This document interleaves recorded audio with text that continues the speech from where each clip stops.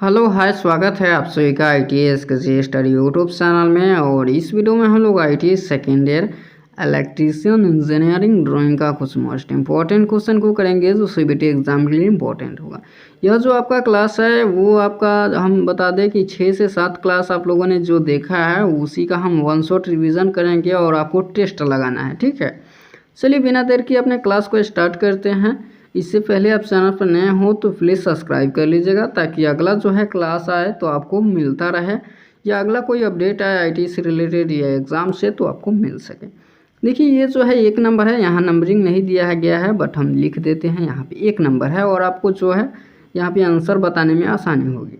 देखिए ये आपके सामने है 594 मल्टीप्लाई 841 मिमी आकार की सीट को डैश से निर्देशित करते हैं।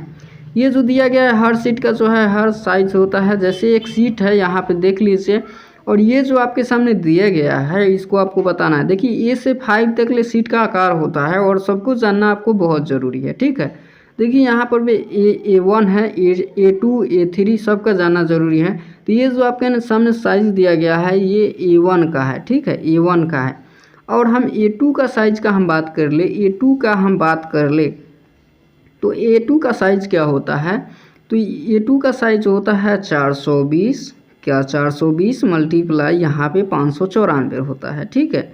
यदि हम A3 के साइज़ का हम बात कर ले, A3 के साइज़ का बात कर ले तो कितना होता है, तो यहाँ पे 297 मल्टीप्लाई 420, क्या 420। और इससे और भी जानना है कि यदि A4 का हम जान ले, A4 का कितना होता है तो 210 मल्टीप्लाई 297।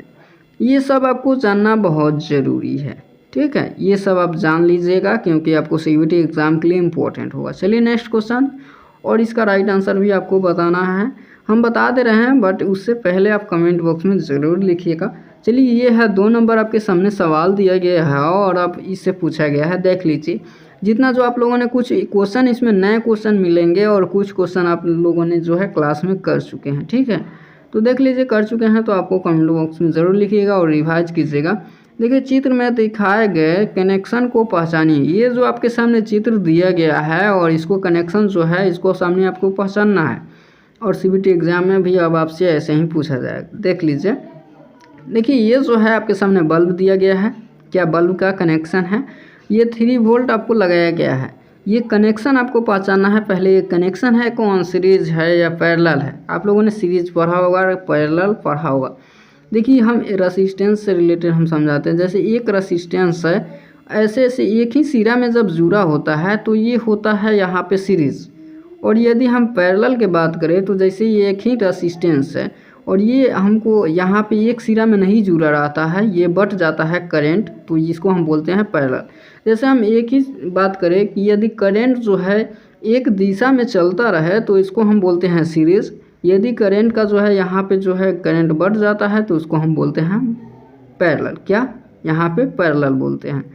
चलिए यहाँ पे देख लीजिए, ये जो आपके सामने कनेक्शन है वो क्या है, तो ये है पैरेलल कनेक्शन है। जो यहाँ पे जो करंट का जो है यहाँ पे बढ़ जा रहा है, ये अलग अलग यहाँ अलग जा रहा है, यहाँ पे चल जा रहा है तो ये बढ़ जा रहा है। चलिए तो ये है पैरेलल और आपको बताना है। चलिए ये है, और ये 3 नंबर आपके सामने सवाल है, हम दे देते हैं, आंसर बताने में आपको आसानी होगी। 3 नंबर सवाल है और ये गेट है, क्या गेट से रिलेटेड है, तो ये इसका पहचानना है आपको। ये कौन सा गेट है बताइए, एंड गेट है या XOR गेट है या और गेट है। जितना जो 6 प्रकार का जो गेट होता है, ये 5-6 होता है, उसको आप ध्यान से रख लीजिएगा, माइंड में बैठा लीजिएगा, आगे भी काम देगा, ठीक है। देखिए ये गेट है, कौन सा गेट है, तो देखिए ये नैंड गेट है। और आप लोगों ने पता होगा कि नैंड गेट किस चीज़ से बनता है और नोट गेट किस चीज़ से बनता है। तो देखिए यहाँ पे नैंड गेट जो बनता है ये इन दोनों के एंड गेट और नोट गेट मिला करके बनता है। AND gate AND AND gate plus NOT gate, ये बनता है क्या, तो नैंड गेट। क्या बनता है, नैंड गेट बनता है, ठीक है। चलिए नेक्स्ट क्वेश्चन, अगला क्वेश्चन है आपके सामने 4 नंबर क्वेश्चन है और वन शॉट रिविजन में जवाब आप लोग जरूर दीजिए। चित्र में प्रदर्शित स्पैनर का नाम बताइए। ये जो स्पैनर सीट है इसका नाम आपको बताना है। तो देखिए ये डबल एंडेड भी होता है और सिंगल एंडेड भी होता है, लेकिन आपके सामने जो दिया गया है क्या है, ये सिंगल है या डबल है, ज़रूर बताइए कमेंट बॉक्स में इसका जवाब बताइए ज़रूर। देखिए ये जो आपके सामने स्पैनर है ये सिंगल है, क्या एक सिरा स्पैनर है, याद रखिएगा, ठीक है। चलिए नेक्स्ट क्वेश्चन देख लीजिए, आपके सामने है और चित्र में प्रदर्शित है और आपको बताना है। देखिए यहाँ पे 5 नंबर सवाल और आपको बताना है चित्र में प्रदर्शित डीसी जनरेटरों के भाग को पहचानिए। बताइए, देखिए ये भी हम लोगों ने पढ़ा है, जो 6-7 यहाँ पे क्लास चला था। चित्र में प्रदर्शित डीसी जनरेटरों के भाग को पहचानिए, ये कौन सा भाग है, बताइए ये कौन सा भाग है। देखिए ये योग है, क्या है, योग है, बट इससे हम कुछ समझाने का आपको प्रयास करेंगे। योग क्या होता है, योग का काम क्या होता है। देखिए आपका जो यहाँ पे जनरेटर का जो यहाँ पे लगा होता है, क्या मोटर का आप लोगों ने देखा होगा, जो ऊपर वाला जो कवर होता है उसी को हम योग बोलते हैं। कभी कभी आपको इंटरव्यू में जो होता है ये पूछ ले कि योग का कार्य क्या होता है, क्या योग का कार्य क्या होता है, तो आपको बताना है जो मोटरों का जो पार्ट पुर्जा होता है उसको संभाल कर रखता है, क्या मोटर के पार्ट पुर्जा को संभाल कर रखता है, और जो चुंबकीय फील्ड होता है वो योग से बाहर नहीं जाने देता है, वो अंदर ही दबा करके रखता है, ठीक है। ये सब आप ध्यान में रखिएगा। चलिए नेक्स्ट क्वेश्चन, अगला क्वेश्चन है आपके सामने 6 नंबर सवाल है, हम दे देते हैं 6 नंबर, ठीक है। चलिए ये देख लीजिए, निम्नलिखित में कौन सी शक्ति नियंत्रण युक्ति है। यहाँ पे शक्ति नियंत्रण युक्ति पूछ रखा है, क्या शक्ति नियंत्रण युक्ति, और इसका राइट आंसर आप लोग बताइए क्या है, शक्ति नियंत्रण कौन सा है इसमें से। देखिए शक्ति नियंत्रण युक्ति का बात करें तो ये सब होता है, ट्रायक भी है, एसीआर है और डायक, और ये सबका आपको सिंबल आना बहुत ज़रूरी है, जो सीबीटी एग्ज़ाम के लिए इम्पोर्टेंट है। सिंबल आपको दे देगा और पूछेगा इसका नाम क्या है, एसीआर दे देगा और पूछेगा नाम क्या है, यहाँ पे ट्रायक दे देगा और पूछ लेगा नाम क्या है। कभी कभी हम आपको बता दें यहाँ पे एसीआर का यदि आपको फुल फॉर्म पूछ ले कि एसीआर का फुल फॉर्म क्या होता है, तो आप क्या जवाब दीजिएगा, एसीआर का फुल फॉर्म जो होता है इसका क्या जवाब दीजिएगा बताइए। तो एसीआर का होता है सिलिकॉन कंट्रोल रेक्टिफायर, क्या सिलिकॉन कंट्रोल रेक्टिफायर होता है, याद रखिएगा। ये 6 नंबर सवाल का राइट आंसर कौन होगा, तो यहाँ पे इस सवाल का जवाब यहाँ पे जो होती है, जो शक्ति नियंत्रण होता है सभी में होता है, ट्रायक, एसीआर, डायक ये सभी में होता है, तो इसलिए इस क्वेश्चन का राइट आंसर 2 नंबर हो जाएगा। 6 नंबर क्वेश्चन का राइट आंसर 2 नंबर होगा, ठीक है। चलिए नेक्स्ट क्वेश्चन देख लीजिए, अगला सवाल आपके सामने क्या पूछ रखा है, आशा करता हूँ ये सवाल आपको समझ में आया होगा। चलिए यहाँ पे सिंबल यदि आप नहीं देखे हुए हैं, सिंबल क्या होता है, यहाँ पे सिंबल के बारे में नहीं पढ़े हुए हैं, तो आप सेकेंड ईयर के लिए सिंबल बहुत ज़रूरी है। आप देख लीजिए यहाँ पे हम क्लास चलाए हुए हैं और आपको अच्छे तरीके से सिंबल के बारे में पता होना चाहिए। यहाँ पे देख लीजिए 7 नंबर आपके सामने सवाल है, 7 नंबर, और ये क्या पूछ रखा है, यहाँ पे विमांकन रेखा, क्या विमांकन रेखा और मुख्य रेखा में कितनी दूरी रखी जाती है, क्या विमांकन रेखा और मुख्य रेखा में कितनी दूरी रखी जाती है, ये भी हम सवाल कराए हुए हैं और अच्छे से समझाए हुए हैं। बताइए इसका राइट आंसर कौन सा होगा।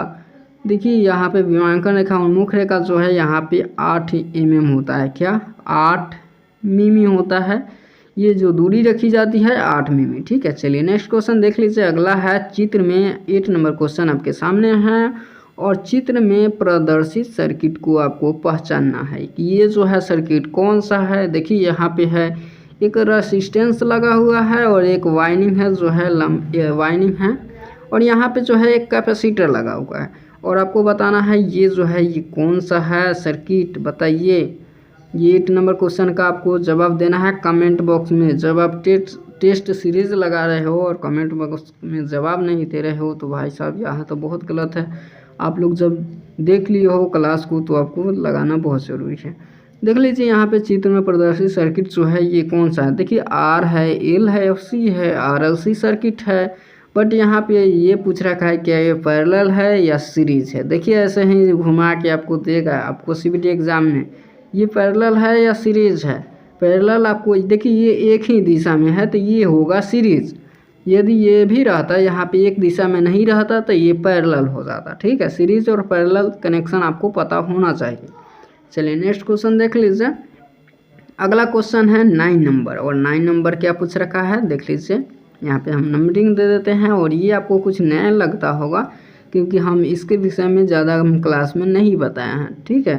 तो ये इसका लगता है कि आप लोग तो जवाब नहीं दे पाइएगा, क्योंकि यदि आपको पता होगा तो दीजिए ज़रूर। देखिए चित्र में असेंबली जॉइंट का नाम क्या है, ये आपको लगता होगा कि क्या ये फिटर का है, बट वैसे देख लीजिए लगता तो है, बट ये इलेक्ट्रीशियन में भी बाय द वे यहाँ पे आता है। देख लीजिए असेंबली जॉइंट का नाम यहाँ पे पूछ रखा है। देखिए ये जैसे ही इसमें जॉइंट होगा और ये होगा और इधर से बंद हो जाएगा, ठीक है। यहाँ पे पूछ रखा है कि ये असेंबलिंग जॉइंट का नाम क्या है बताइए यहाँ पे। तो ये है नोकल जॉइंट। क्या नोकल जॉइंट है, इसको हम नोकल जॉइंट बोलते हैं, ठीक है। ध्यान में रखिएगा ये जो जॉइंट है नोकल जॉइंट है। चलिए नेक्स्ट क्वेश्चन अगला है आपके सामने 10 नंबर क्वेश्चन है, और ये मोस्ट इम्पोर्टेंट है। 10 नंबर क्वेश्चन है और इसका जवाब आप लोग दीजिए, क्योंकि हम क्लास में समझाए हुए हैं, इसके विषय में भी हम समझाए हुए हैं कि ये जो है इस क्या मापता है। देखिए चित्र में प्रदर्शित और औजार का नाम बताइए। ये जाते जाते ये जो हम 10 क्वेश्चन आपको हम बता रहे हैं, और जाते जाते आपको ये भी बताना है कि इसका राइट आंसर बताइए, इसका तो आपको बताना पड़ेगा। देखिए ये जो है कौन सा है, इसका औजार का नाम क्या है। क्या ये माइक्रोमीटर है का, या इनसाइड माइक्रो है, या वर्नियर कैलिपर है, या आउटसाइड माइक्रो है। तो देखिए ये जो है 10 नंबर क्वेश्चन का जो राइट आंसर होगा, ये जो है आपके सामने चित्र है वर्नियर कैलिपर का। क्या वर्नियर कैलिपर का हो, या अब आपको पता होगा जो कैलिपर का काम क्या होता है। तो आंतरिक और बाहरी जो है ये सब कोई जॉब होता है, उसका तिरछा मापने के लिए हम ज्ञात करते हैं। क्या माप निकालने के लिए आंतरिक और बाहरी ये सब का जो तिरछा मापने के लिए जो होता है वो इसका हम प्रयोग करते हैं।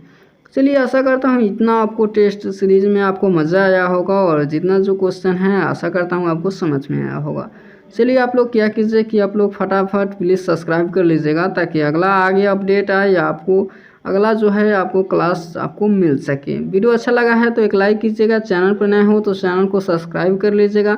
चलिए मिलते हैं नेक्स्ट वीडियो में। वीडियो देखने के लिए आपका बहुत बहुत धन्यवाद।